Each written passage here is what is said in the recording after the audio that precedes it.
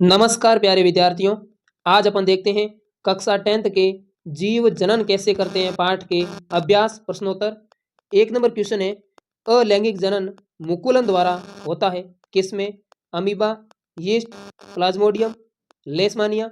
तो मुकुलन विधि द्वारा यीस्ट में होता है।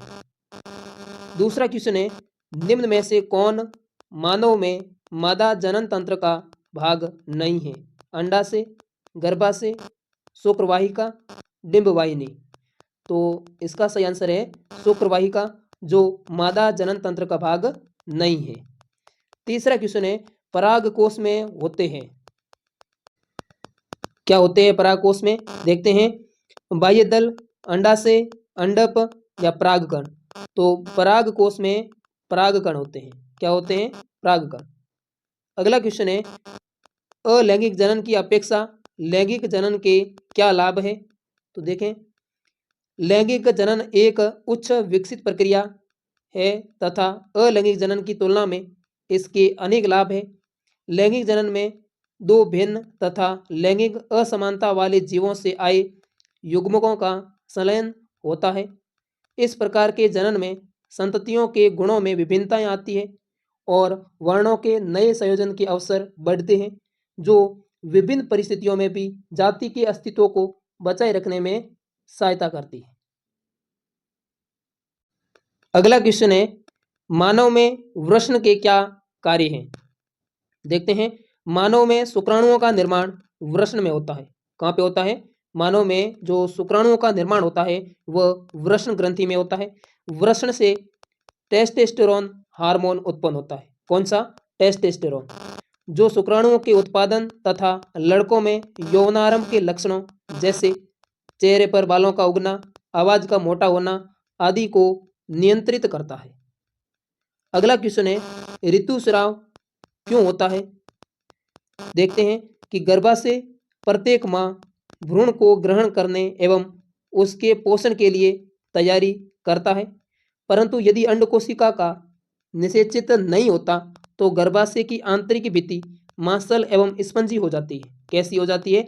मांसल एवं स्पंजी हो जाती है और निषेचन न होने के कारण यह परत धीरे धीरे टूटकर योनि मार्ग से रुधिर एवं म्यूकस के रूप में निकल जाती है।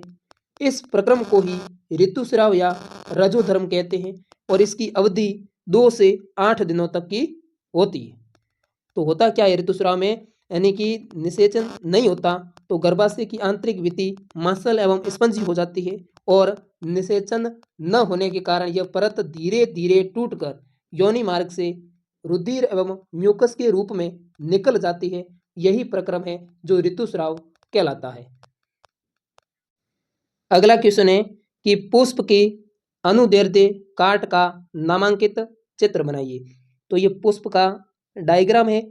इसमें जैसे वर्तिकाग्र सबसे ऊपर है, शीर्ष भाग पर है, और वर्तिका जो बीच में है और अंडाशय सबसे नीचे है। ये वर्तिकाग्र, वर्तिका और अंडाशय ये स्त्री केसर के 3 भाग होते हैं और सबसे ऊपर यहाँ परागकोश होते हैं।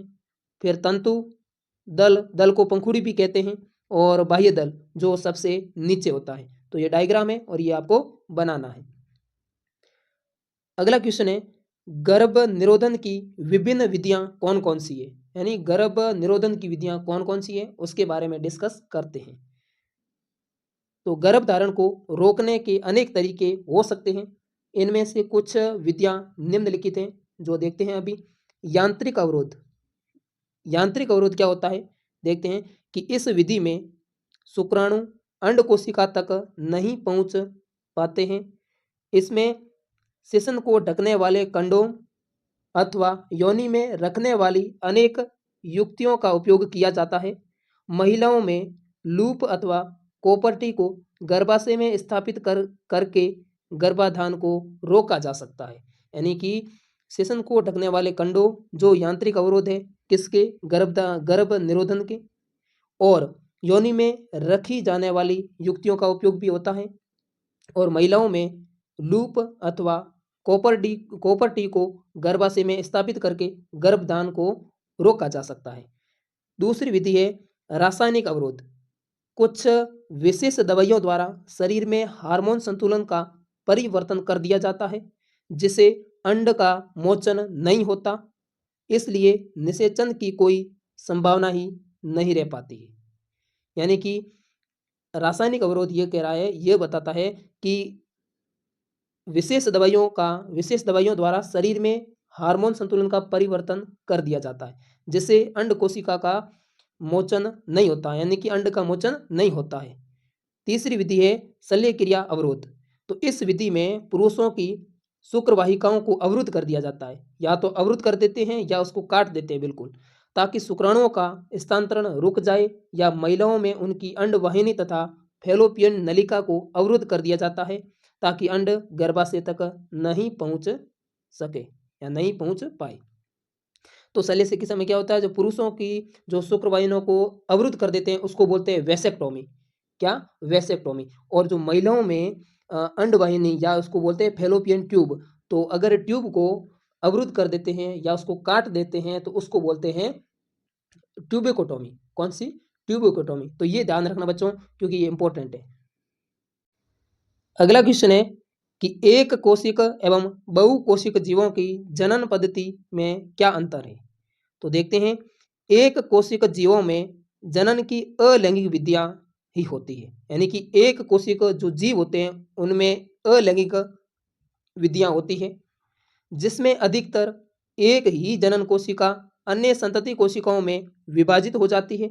इस प्रकार के जनन में केवल एक ही प्रकार के जनक की आवश्यकता होती है, जबकि बहुकोशिक जीवों में लैंगिक जनन होता है। ये भी ध्यान रखना, बहुकोशिक जो जीव होता है उसमें कैसा जनन होता है, तो लैंगिक जनन, और एक कोशिक की बात करें तो उसमें कैसा, अलैंगिक जनन।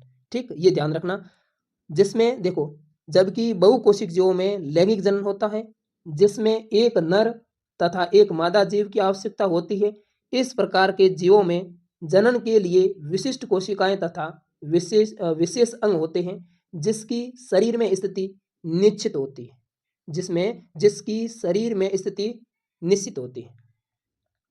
अगला क्वेश्चन है कि जनन किसी स्पीशीज की समष्टि के स्थायित्व में किस प्रकार सहायक है। तो देखते हैं कि जनन से जीव अपने ही प्रकार के और जीवों की उत्पत्ति करके अपने स्पीशीज के अस्तित्व को लंबे समय तक बनाए रह सकते हैं। यदि वे जनन नहीं करेंगे तो धीरे धीरे उसकी संख्या कम होती जाएगी, यानी यदि वो जनन नहीं करेंगे तो धीरे धीरे उनकी संख्या कम होती जाएगी। और एक दिन ऐसा भी आएगा जब स्पीशीज का नामो निशान ही मिट जाएगा। यानी कि कहने का मतलब है कि एक दिन ऐसा आएगा कि उसकी स्पीशीज का पूरा नाम निशान ही मिट ही जाएगा। इस प्रकार जनन किसी स्पीशीज की समष्टि के स्थायित्व के लिए अत्यंत आवश्यक है। ये इंपॉर्टेंट क्वेश्चन है। अगला क्वेश्चन है, लास्ट क्वेश्चन है जो कि गर्भ निरोधक युक्तियां अपनाने के क्या कारण हो सकते हैं। यानी कि गर्भ निरोधक युक्तियां अपनाने के क्या क्या कारण हो सकते हैं, देखते हैं। तो देखें, गर्भ निरोधक युक्तियां अपनाने के निम्नलिखित कारण हो सकते हैं। पहला है कि लैंगिक यानी कि यौन रोगों से बचाव के लिए। अब यौन संचरित रोग कौन कौन से हैं, तो देखो, जीवाणु की बात करें तो एक होता है गोनेरिया, एक होता है सिफिलिस। ये दो रोग है जो यौन संचरित रोग है, और इसी को एसटीडी रोग के नाम से भी जानते हैं। एसटीडी का मतलब होता है कि सेक्सुअल ट्रांसफर डिजीज। दूसरा है कि अनचय गर्भ से बचने के लिए। तीसरा है वित्तीय कारणों के लिए। चौथा है कि स्वास्थ्य कारणों से, यानी अगर स्वास्थ्य पर भी प्रभाव पड़ता है। तो प्यारे विद्यार्थियों, अगर आप चैनल पर नए हैं तो चैनल को सब्सक्राइब करें, वीडियो को लाइक करें और अपने सभी दोस्तों के साथ शेयर जरूर करें। धन्यवाद।